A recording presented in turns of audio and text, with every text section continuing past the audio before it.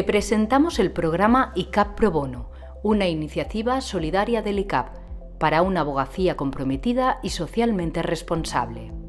Es una realidad que en la cúspide de la responsabilidad social de la abogacía está la labor que prestáis los abogados y las abogadas de manera voluntaria, asesorando y defendiendo a aquellos ciudadanos que son acreedores del beneficio de justicia gratuita.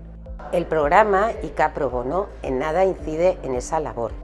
Nace por una demanda, por una necesidad que nos transmiten determinadas entidades, ONGs, todas ellas sin ánimo de lucro, altruistas y con fines sociales, que necesitan en momentos determinados y puntuales un asesoramiento que solo podemos prestar nosotros, la abogacía. Os animamos a inscribiros.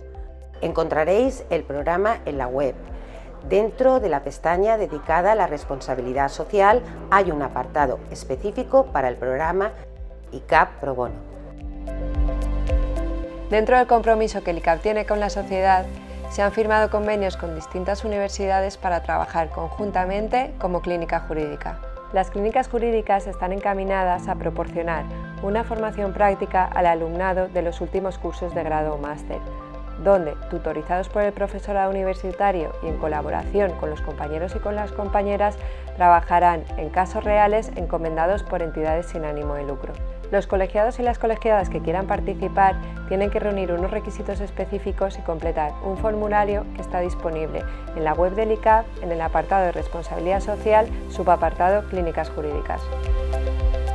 La decana y la Junta de Gobierno crean este programa como una iniciativa solidaria del ICAP, en el que nuestra contribución será totalmente altruista.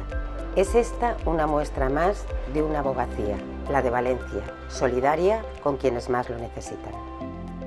Colabora e inscríbete en el programa ICAP Pro Bono, abogacía comprometida y socialmente responsable.